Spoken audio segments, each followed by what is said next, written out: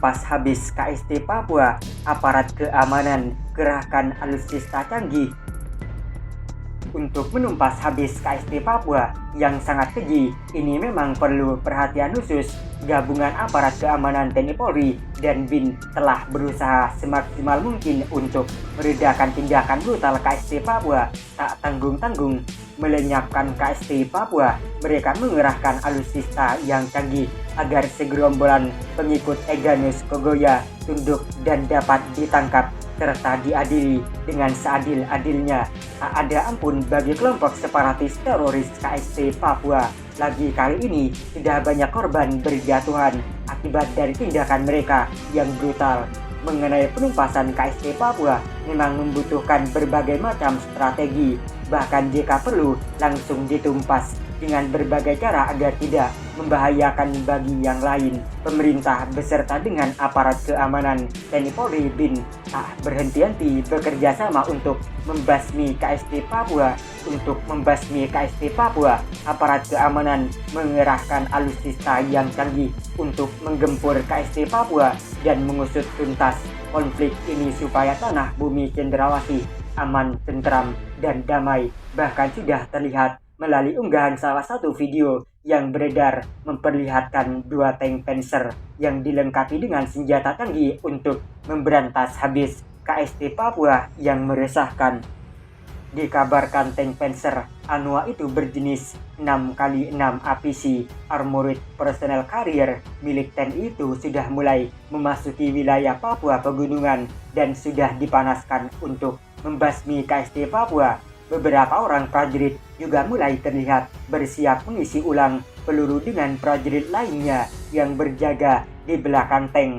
Mengenai hal ini, memang sebelum Menteri Pertahanan Menhan Prabowo Subianto menyatakan dirinya turun tangan untuk mengirimkan bantuan menambah jumlah personel ke tanah Papua dan mengirimkan alutsista canggih kepada para prajurit dalam waktu dekat untuk memberantas kelompok Egyanus Kogoya yang masih merajalela di Papua Pegunungan. Pengerahan alutsista canggih ini memang pilihan yang tepat untuk menumpas KST Papua yang semakin brutal. Bagaimana tidak, sebelumnya mereka berulah kembali menyandera 4 pekerja menara telekomunikasi atau base transceiver stasiun BTS Bakti Kominfo di distrik Ogbak, Kabupaten Pegunungan Bintang, Papua pada Jumat 12 Mei 2023. Pekerja tersebut PT Inti Bangun Sejahtera. Menurut keterangan dari Kabid Humas Polda Papua, Kombes Ignatius Beni Adi Prabowo menjelaskan peristiwa tersebut terjadi ketika ada 6 orang bekerja BTS berangkat dari Oksibil menuju distrik Ogbak dengan menggunakan pesawat elang air pada pukul 08.30 WIT.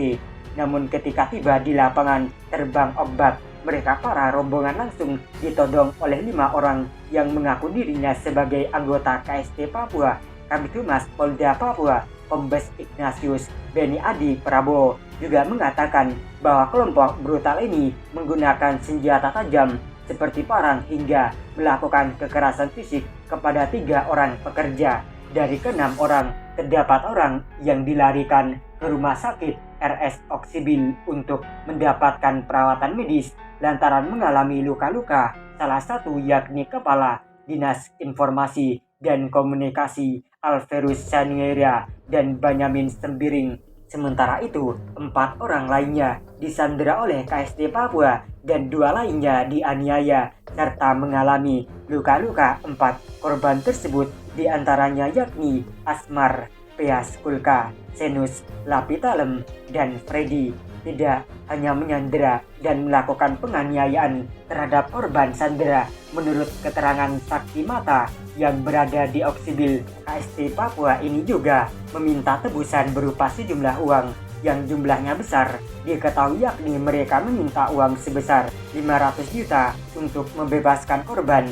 Syarat dan tuntutan itu sendiri menjadi perhatian serius bagi pihak berwenang seperti aparat keamanan agar mengambil langkah yang cepat dan tepat untuk menangani situasi genting ini demi mengamankan keselamatan para sandera. Meski begitu, menurut keterangan Beni, dalam langkah pembebasan korban, pemerintah daerah, para tokoh agama, dan adat di distrik of Bab ini juga terlibat dalam koordinasi sebagai upaya mediator dengan KST Papua. Upaya negosiasi masih terus dilakukan untuk membebaskan sandera demi keselamatan semua pihak.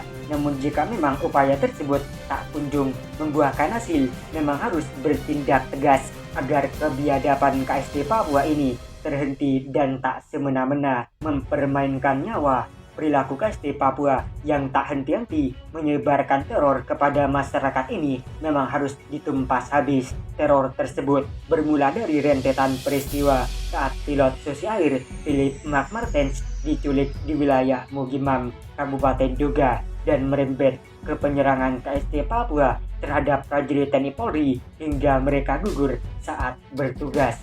Tentu saja rentetan tersebut menjadi bukti kekuatan kebiadaban KST Papua agar segera dieksekusi tanpa ampun karena sudah merugikan banyak pihak, terutama mengenai ketentraman dan kedamaian yang terganggu.